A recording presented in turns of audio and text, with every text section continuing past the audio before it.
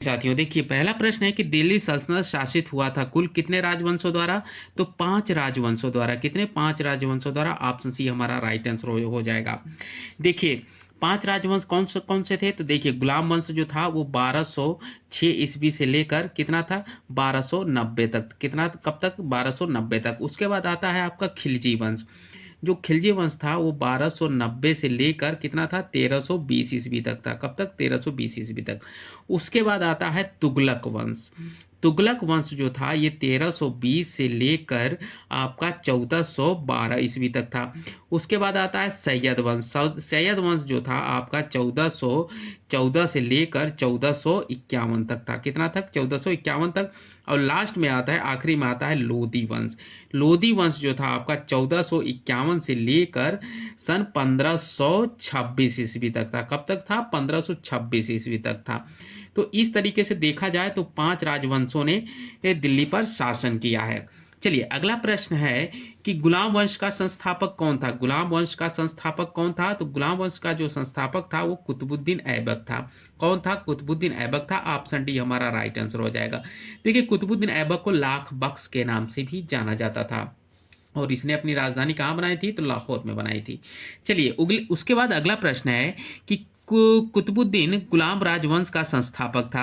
वह किसका गुलाम था? कुतुबुद्दीन जो था, ये देखिए, गुलाम राजवंश का संस्थापक था। वह किसका गुलाम था? किसका गुलाम था? तो इसका जो राइट आंसर हो जाएगा वो हो जाएगा मोहम्मद गोरी का। किसका? मोहम्मद गोरी का। ऑप्शन ही हमारा राइट आंसर हो जाएगा। कुतुबुद्दीन ऐबक जो था वो आपका मोहम्मद गोरी का गुलाम था। उसके बाद अगला प्रश्न है कि दिल्ली सल्तनत का कौन सा सुल्तान लाख बख्श के नाम से जाना जाता था? तो हमने आपको पहले प्रश्न में बताया था, तो कुतुबुद्दीन ऐबक। कुतुबुद्दीन ऐबक जो था ये लाख बख्श के नाम से जाना जाता था। ऑप्शन डी हमारा राइट आंसर हो जाएगा। उसके बाद अगला प्रश्न है कि कुतुबुद्दीन ऐबक की राजधानी थी। कुतुबुद्दीन ऐबक की राजधानी कहाँ पे थी? तो लाहौर में थी। ऑप्शन ए हमारा राइट आंसर हो जाएगा।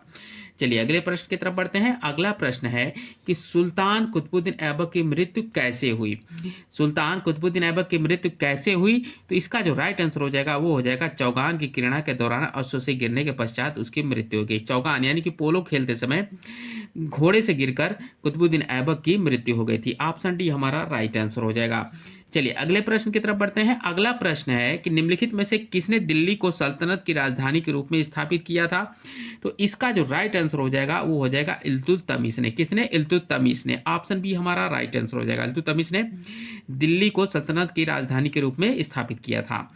अगला प्रश्न है कि दिल्ली का वह प्रथम सुल्तान कौन था जिसने नियमित सिक्के जारी किए तथा दिल्ली को अपने साम्राज्य की राजधानी घोषित किया था? तो कौन था? उसका राइट आंसर हो जाएगा इल्तुतमिश था। ऑप्शन बी हमारा राइट आंसर हो जाएगा। चलिए, अगले प्रश्न की तरफ बढ़ते हैं। चलिए, अगला प्रश्न है कि दिल्ली का प्रथम मुस्लिम शासक कौन था? दिल्ली का प्रथम मुस्लिम शासक कौन था? तो इसका जो राइट आंसर हो जाएगा वो हो जाएगा इल्तुतमिश। कौन? इल्तुतमिश। ऑप्शन बी हमारा राइट आंसर हो जाएगा। अगला प्रश्न है गुलाम का गुलाम किसे कहा गया था? गुलाम का गुलाम किसे कहा गया था? तो इसका राइट आंसर हो जाएगा इल्तुतमिश। इल्तुतमिश को गुलाम का गुलाम कहा गया था। ऑप्शन डी हमारा राइट आंसर हो जाएगा। चलिए, अगले प्रश्न की तरफ बढ़ते हैं। अगला प्रश्न है कि मंगोल आक्रमणकारी चंगेज खां भारत की उत्तर पश्चिम सीमा पर निम्न में से किसके काल में आया था? चंगेज खां जो था ये किसके शासनकाल में आया था? तो इसका जो राइट आंसर हो जाएगा वो हो जाएगा ऑप्शन बी इल्तुतमिश। जब चंगेज प्रश्न है कि इल्तुतमिश ने बिहार में अपना प्रथम सूबेदार नियुक्त किया था। इल्तुतमिश ने बिहार में अपना प्रथम सूबेदार किसको नियुक्त किया था?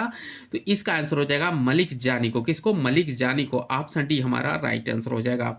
किसको किया था? मलिक जानी को। उसके बाद अगला प्रश्न है कि रजिया बेगम को सत्ताच्युत करने में किसका हाथ था? तो तुर्कों का था। किसका था? तुर्कों का था। ऑप्शन सी हमारा राइट आंसर हो जाएगा। उसके बाद अगले प्रश्न की तरफ बढ़ते हैं। अगला प्रश्न है कि दिल्ली के सुल्तान बलबन का पूरा नाम क्या था?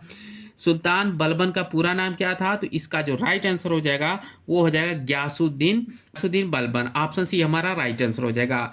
अगला प्रश्न है कि दिल्ली में किस सुल्तान के विषय में कहा गया है कि उसने रक्त और लौह की नीति अपनाई थी? लौह और रक्त और लौह की नीति अपनाई थी, किसने अपनाई थी? तो इसका आंसर हो जाएगा बलबन ने। किसने? बलबन ने। ऑप्शन बी हमारा राइट आंसर हो जाएगा।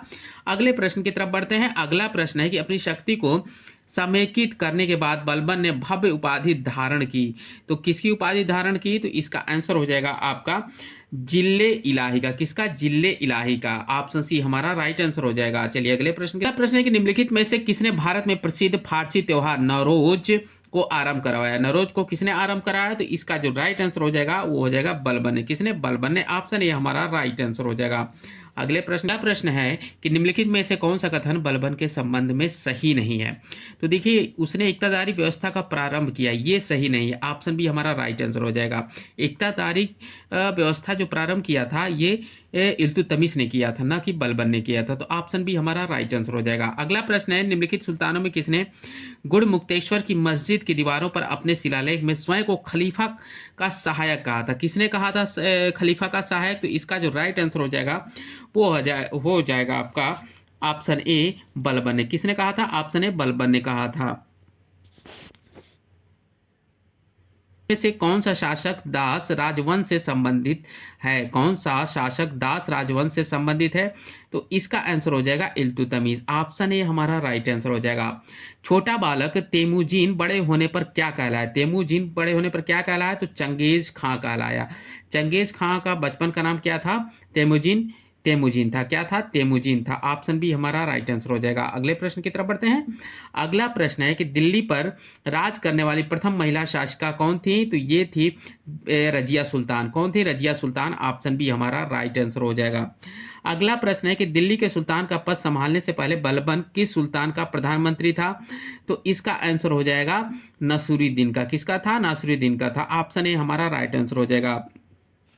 दिल्ली सुल्तान का पद संभालने से पहले बलबन नसरुद्दीन का प्रधानमंत्री था। चलिए अगले प्रश्न की तरफ बढ़ते हैं। अगला प्रश्न है कि दिल्ली सल्तनत का उद्धारक कौन था? दिल्ली सल्तनत का उद्धारक कौन था? तो इसका राइट आंसर हो जाएगा इल्तुतमिश था। ऑप्शन सी हमारा राइट आंसर हो जाएगा। अगला प्रश्न है कि निम्न में से किसको शक्तिशाली नोबेलों के समूह चिहालगानी के विनाश का श्रेय दिया गया था? तो किसको दिया गया था? इसका आंसर हो जाएगा बलबन को। ऑप्शन सी हमारा राइट आंसर हो जाएगा। अगला प्रश्न है कि रजिया सुल्तान किसकी बेटी थी? तो इल्तुतमिश की बेटी थी। ऑप्शन ए हमारा राइट आंसर हो जाएगा। अगला प्रश्न क्या कहलाता है?